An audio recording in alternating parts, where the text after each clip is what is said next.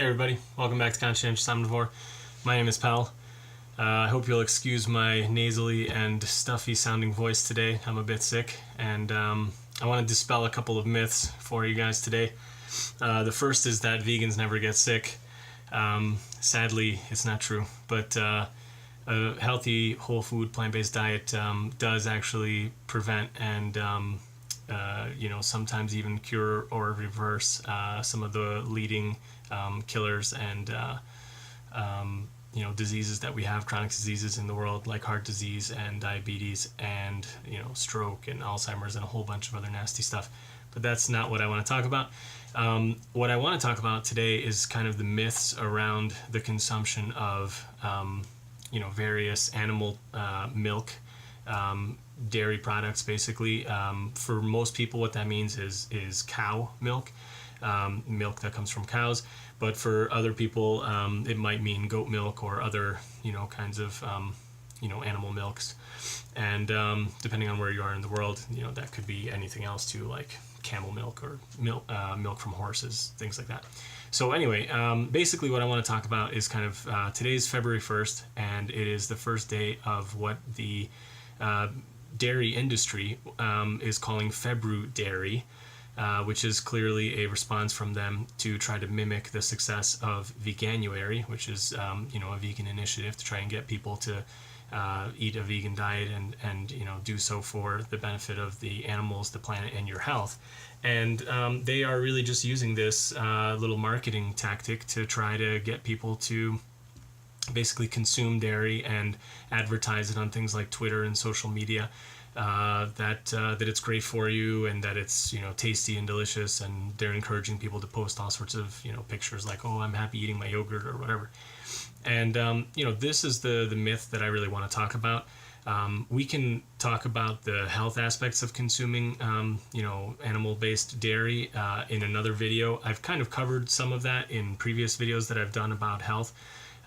But today I just really want to focus on the ethics behind it. And I just want to start from the point of view that I think if you do your research, you're going to see that you absolutely do not need to consume animal products to be super healthy and happy. And the thing is that, as I've talked about in my previous ethics videos, for me, that was a big turning point when I realized that, because up until that point, I had always just assumed that you had to consume animal products to be healthy and that you couldn't do it if you didn't, do that. So once I realized that that's not the case, and then later on I did more and more research and I realized that not only is that not the case, but you're actually better off not consuming animal products, and you're going to be in far better health as a result of it, then it really opened my eyes to see that there is an important ethical kind of dilemma. If you don't need to cause the death and basically suffering of these animals, either in the meat industry or the dairy industry, which I'll talk about in a little bit, that is the meat industry, it's the same thing really. If you don't need to do it for any kind of health reasons, then why are we doing it? It's simply for taste. There is no other valid argument for why to do it, why you should keep doing it. And that ultimately becomes the question that people need to answer for themselves in their consciences. Is my taste pleasure for that fleeting moment that I'm eating a yogurt or cheese or drinking milk or whatever, is that worth the suffering and torment and ultimately death of a sentient animal, a sentient being who can feel pain, who can feel emotions and empathy, and who really ultimately just wants to live their life and not be bothered by us? I clearly think the answer is no. Our taste pleasures do not override that animal's right to life and happiness. But what I really want to focus on today is just to appeal to anybody out there who, especially I think since I'm a parent now, we have 2 kids, my wife and I, and I think after I became a parent, this became even more like a strong connection in my mind that the bond between a parent and their child is so different than any kind of other relationship you have. Now, even obviously everybody has parents. I always felt like I've been close to my parents, but after seeing the birth of my first child, the connection I had with my wife and the connection I have with my son, I mean, it's indescribable. It was such a powerful moment in my life that actually, I think, changed my relationship with my own parents, especially with my mother. As tired as I was when I got home the first day that my wife gave birth, I came home and I called my mom and I thanked her for giving birth to me. I know that may sound kind of funny or ridiculous to some people, but if you go through this experience, I guarantee you'll understand exactly what I'm talking about. It's just a really, really, intense bond that you feel when you see your own, baby being born. And especially for mothers and their babies, their children, it's an even closer bond because they were the ones who carried that baby to, a full term and gave birth to them. And for the guys, it's relatively easy. I mean, you just stand there, you hold their hand, and out comes the baby. For the woman, she's got to do all the work.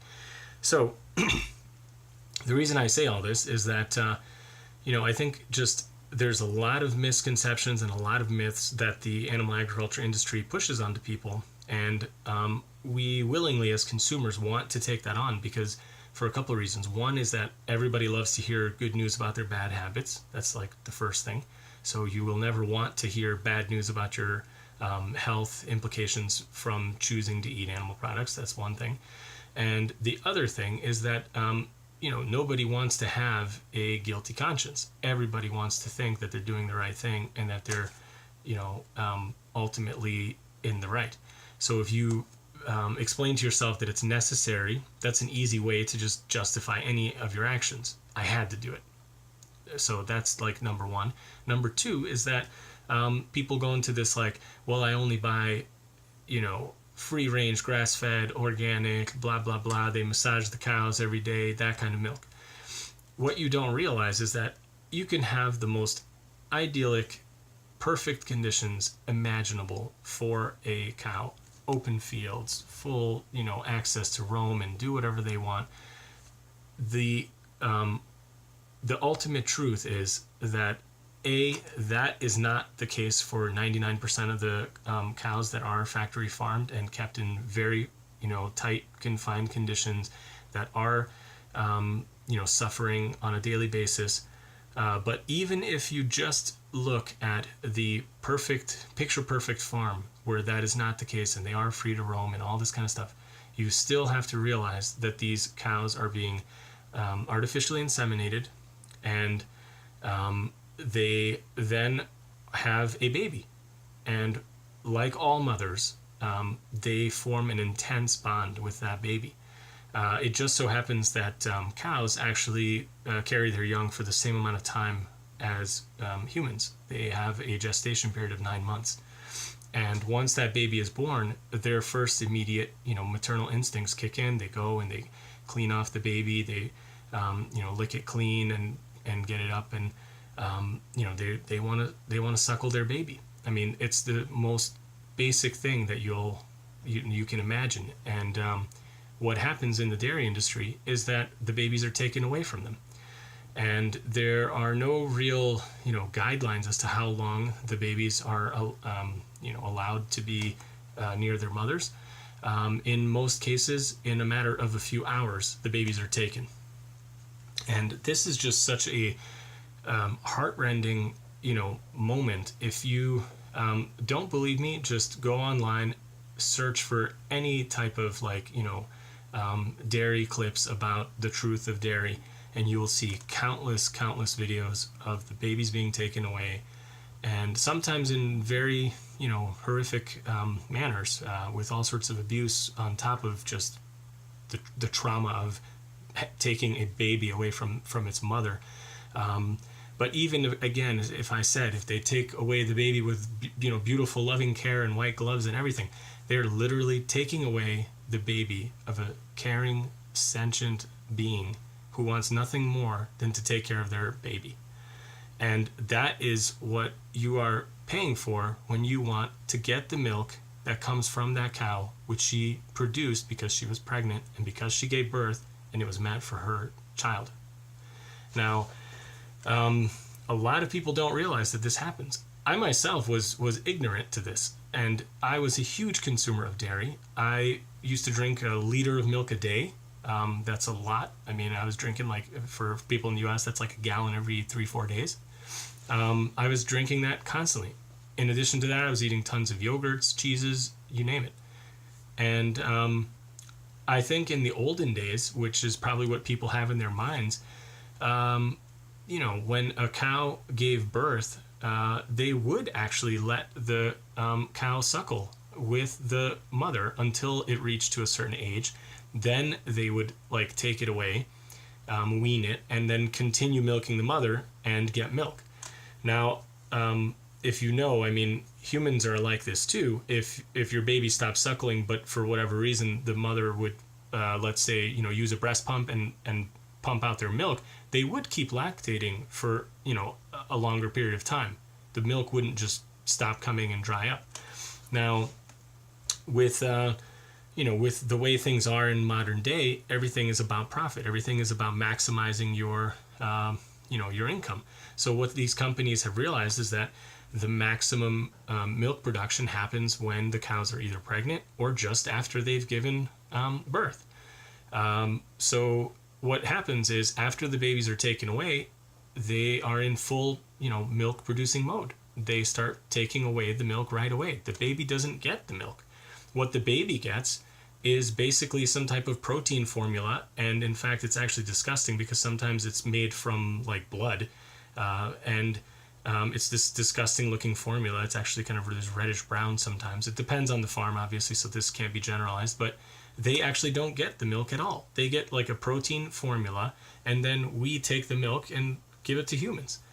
And the most traumatic thing about this is that about 6 weeks after the cow has given birth, she's already artificially inseminated again to make sure that the milk production just stays really high.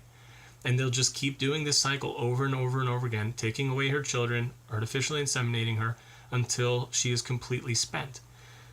Cows in the wild can live up to 20-25 years if there's no human intervention.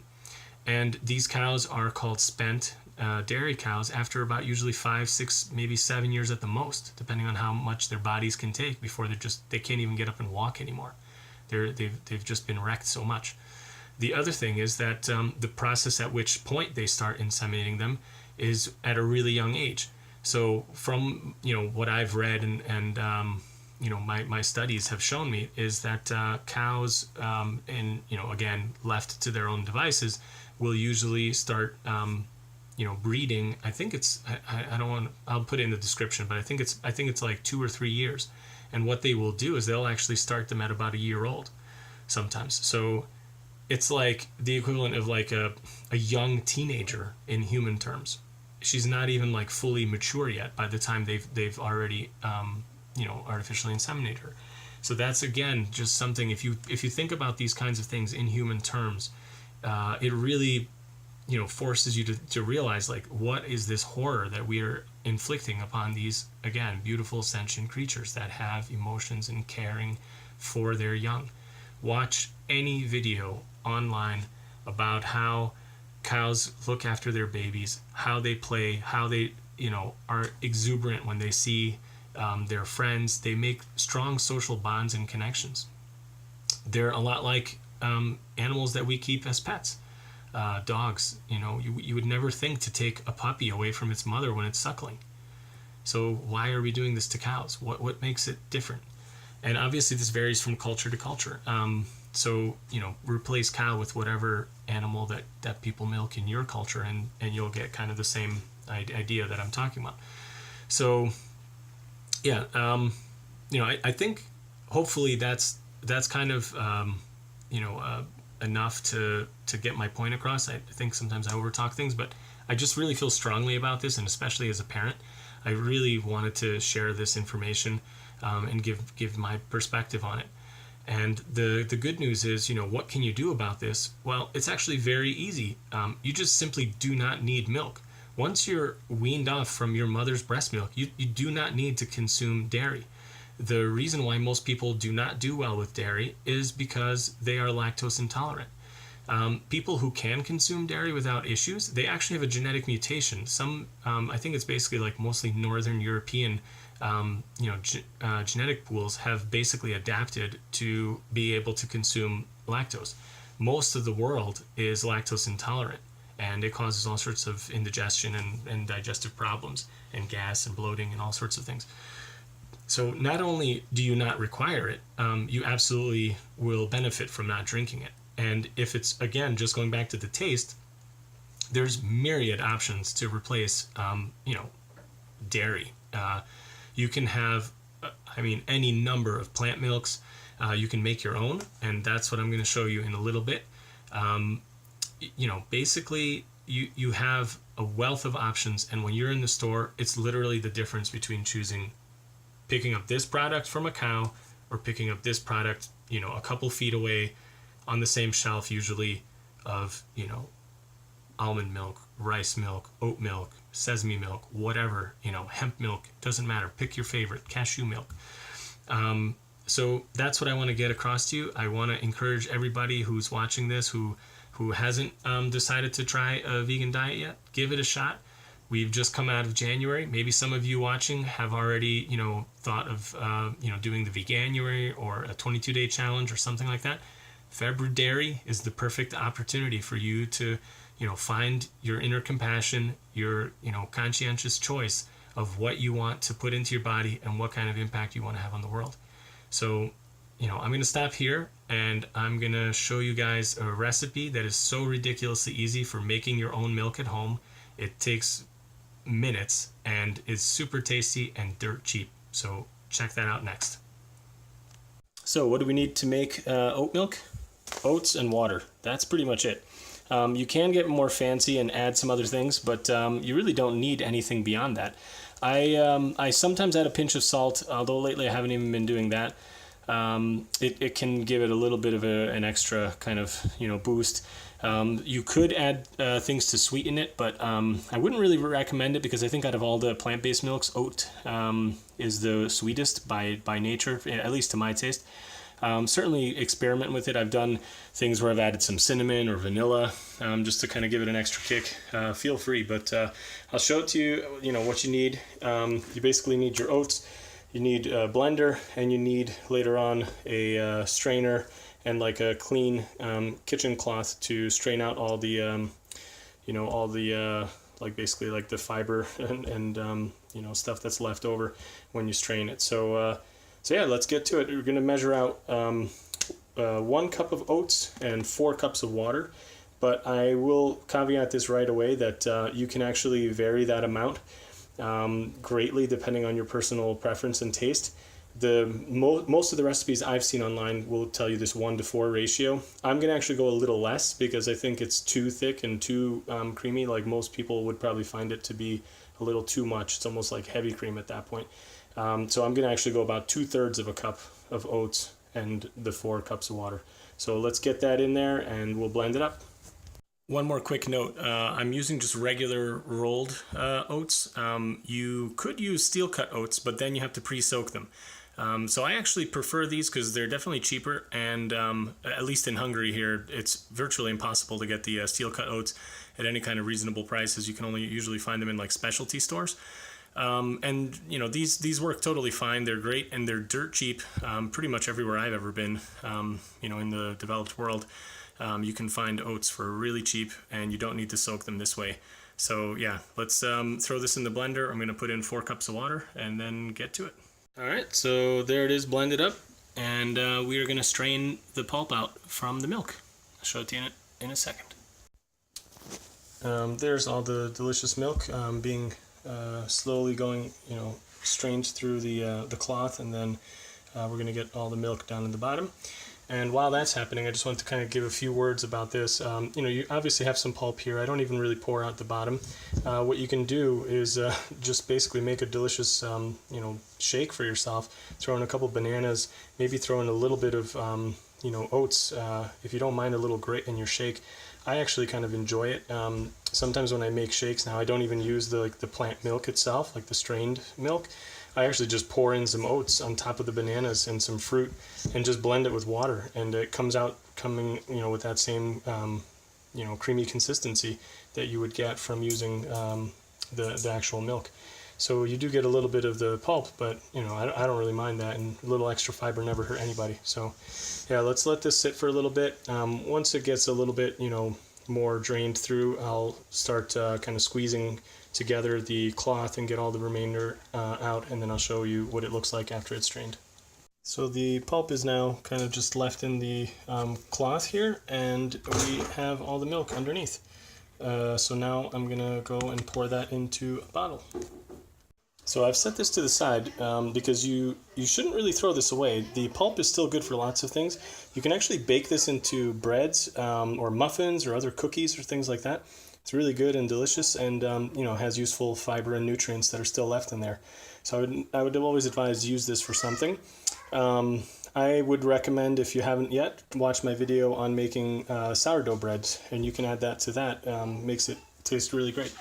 So anyway, I got my handy dandy bottle with an actual happy cow. Despite what the dairy industry tells you, you won't find those being milked for human consumption that are happy. But anyway, you got a funnel, and let's pour the milk in there.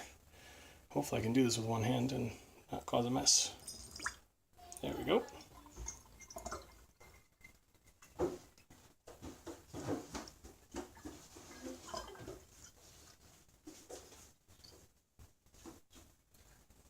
So this recipe makes just about 1 liter of milk, which is perfect, and you can obviously make more if you need. And yeah, keeps in the fridge very well for like a few days in a row. I would say no problem for 3 or 4 days. What you will see though, some of the